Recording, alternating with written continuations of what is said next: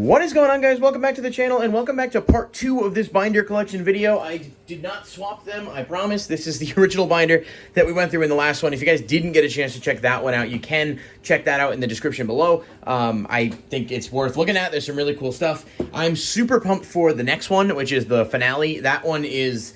This is about a $24,000 collection-ish, and that binder alone makes up for about close to half of it, so... Just some really cool stuff to look at there, but let's take a look at this one. And before we jump into the video, if you guys just don't, if you enjoy the content, you want to see more videos like this with the collections and stuff, hit the like button, subscribe to the channel, and let me know in the comments what you guys want to see more of, because obviously, like, the pack openings, they only have such a ceiling, and you can only really go so far. So I want to, be able to put out some cool content, but at the same time, I want to make sure that, like, you guys are enjoying it. So yeah, let's go ahead and get into the video, and let's get to it. Okay, so this one is basically the middle. We saw all the XCs, a bunch of ghost rares and everything in the last one, which was really cool to look at for sure. But this one has just a bunch of sort of middling cards from deck cores and stuff that are all in the highest rarity. So right off the bat, Ultimate Rare Spellbook Magician of Prophecy, one of the nicer Ultimate Rares from that era, especially Return of the Duelist. Just a really cool card overall. I'd be remiss not to mention the Injection Fairy Lily First Edition LOD. This is a big value card. I'm going to be very careful with this one. I do want to see what it looks like outside of the sleeve, though.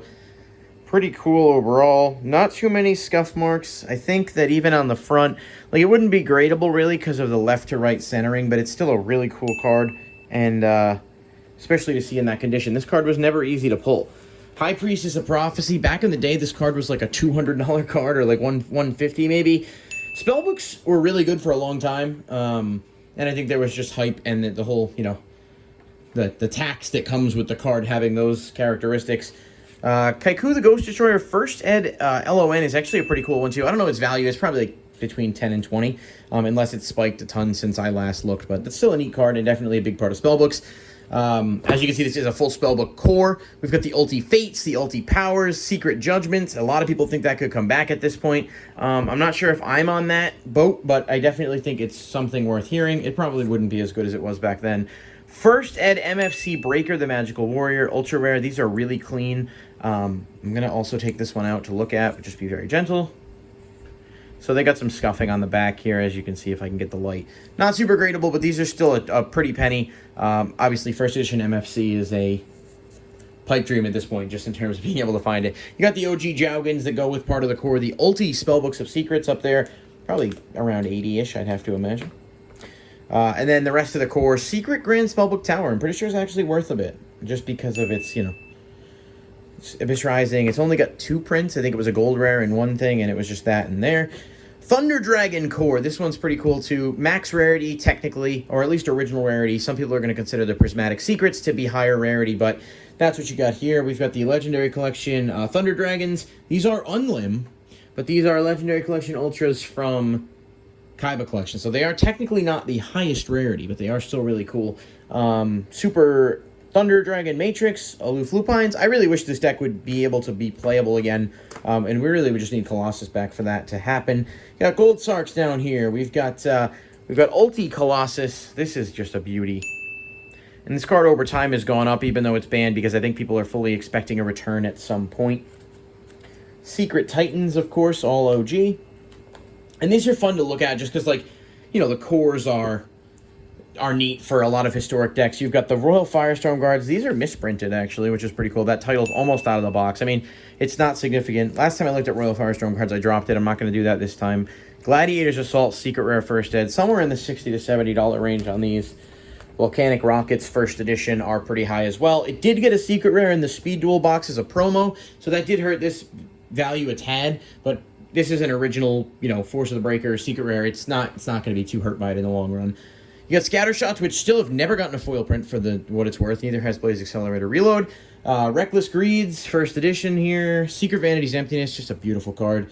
And then I think some of these are just lower end, to complete the core. We've got the Marincess Frog Core, gaining a ton of popularity right now with Sprite. We showed off the Ulti swaps in a previous collection as well. And then Super Dupe Frogs, Super Ronin Totems. This is all big money right here, for sure. I think Swap is probably somewhere around 400. Dupe Frogs probably somewhere around 10 to 20 in that range, and then I think Ronin Totem's pretty close there as well. And then you got the Marincess stuff. This deck as a whole actually has had some success, and you get Super Morays, you got the whole Paleo core, Paleo Frog, you know, different options, different ways to play the deck. You got the DT Wabaku up here, and this is a really cool one too, because this is a very scarce card to see nowadays. Dual Terminal Wabaku, and this is not a reprint of that from the Hidden Arsenal collection.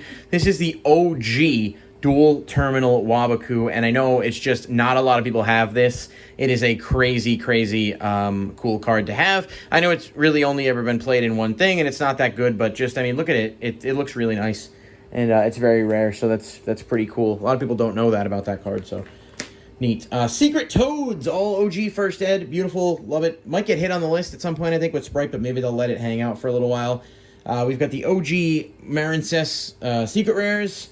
I don't think any of these came Starlight either. And then, you know, so a bit of Marincess core. It's kind of mixed. Secret Bahamut Sharks, another one that just looks really, really nice as a whole. I like that a lot. Phantom Knights core, Super Gloves, Ultra. A lot of these are OG. I really like the secrets, but I understand the sort of the appeal there. We got Card Trooper Ultra as part of the Phantom Knights core. And Card Trooper as a whole is just a really cool card from like historical formats. Has always been pretty good. Super Rhoda, first edition, not bad either. We've got a BA core, so well, this is mixed in, I think, BA with the Phantom Knights, but you've got DT Ophion, which, of course, you know, back in the day, sort of ran rampant for a long time, was a good counter to Dragon Rulers. Break Sword, Secret First, and Dante Secret First. This card was wicked expensive back in the day, too. And then you've got a couple of, you know, just sort of related Phantom Knights, whatever. Ulti Dark Requiem, Arc Rebellion, and Secret First Cherubini. Mech Knight core here. Mech Knights have always been a deck that I think would really benefit from like getting some new support. Like, I think the concept is cool, but it's just sort of been outclassed. It would be really cool to see some more Mech Knight stuff come out on the horizon. And then the Dogmatica stuff. I'm not a huge fan of this ulti, but it is nice. Like, Ecclesia's just got cool artwork.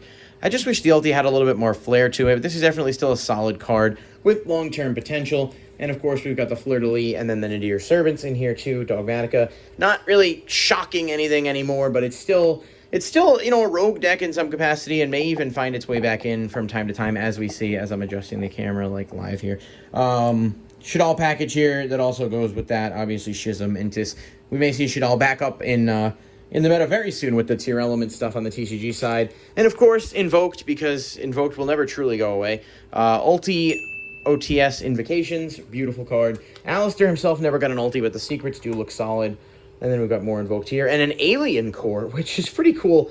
Aliens have always been a really cool concept in general, and I'd love to see more support. We did get a few one-off cards that were really good, but they're kind of lacking in terms of anything else that kind of makes them relevant. And I do believe that's going to bring us to the end of this binder. So this one's just kind of like a relatively smaller portion of the collection, but it does have a few, you know, notable hits with the Breaker, with the Injection Fairy Lily, with the Spellbook stuff. So I thought it was worth showing and just kind of bridging that gap between the this and the final collection, which we're gonna show you in the next video. So if you guys did enjoy this one, please hit the like button and subscribe to the channel. Let me know in the comments what your favorite card is from this collection, what card you wish you had, and you know, types of things like that will always be taken into consideration for future giveaways and events and things of that nature. So the feedback really does help.